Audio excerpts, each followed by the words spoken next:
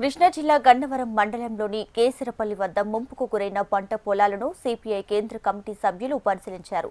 అలాగే పంటలు నష్టపోయిన రైతులతో మాట్లాడిన వారిలో CPI Kerala MP Santosh, CPI రాష్ట్ర కార్యదర్శి రామకృష్ణ ఉన్నారు.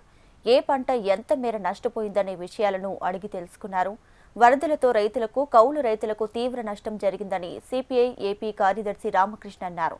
రాష్ట్రానికి కేంద్ర వ్యవసాయ శాఖ మంత్రి శివరాజ్ సింగ్ చౌహాన్ రావడం సంతోషంగా ఉందని, అయితే కేంద్ర ప్రభుత్వం తక్షణం స్పందించి ఈ ఘటనను జాతీయ విపత్తుగా ప్రకటించి నష్టపోయిన రైతులను ఆదుకోవాలని డిమాండ్ చేశారు.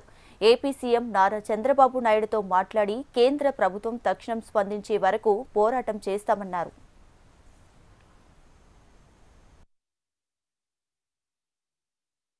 బాధాకరం ఏమంటే ఇవాళ విజయవాడ నగరంలో జరిగిన ఏదైతే ఆ విపత్తు ఫలితంగా కలిగిన నష్టం అనేది ప్రపంచ దృష్టికి వచ్చింది. అదే సందర్భంలో గ్రామీణ ప్రాంతాల్లో రైతులు పోయిన పంట నష్టం గురించి అది ఇంకా పూర్తిగా వెలుగులోకి రాలేదు.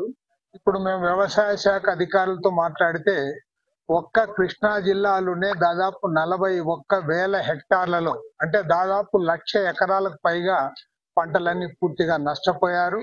రైతులందరూ కూడా ఇబ్బందులు పడ్డారు. దాదాపు ఒక్క గన్నవరం మండలంలోని 7 గ్రామాల్లో వాళ్ళందరూ కూడా ఇబ్బందులు పడతా ఉన్నారు. ఈ గ్రామాలు కూడా కొన్ని వరకు మునిగిపోవడం జరిగింది. కాబట్టి వీటన్నిటి అంశాలు కూడా మేము తెలుసుకుంటా ఉన్నాం. ఆ తర్వాత విజయవాడ నగరాన్ని కూడా చూస్తా ఉన్నాం. గుంటూరు జిల్లాలో కూడా ఇవాళ పర్యటిస్తా ఉన్నాం. ఈ అందరి పర్యటన పూర్తయిన తర్వాత ఇవాళ ముఖ్యమంత్రి గారిని కూడా కలిసి సంఘీభావం కూడా చెప్పడం జరుగుతుంది.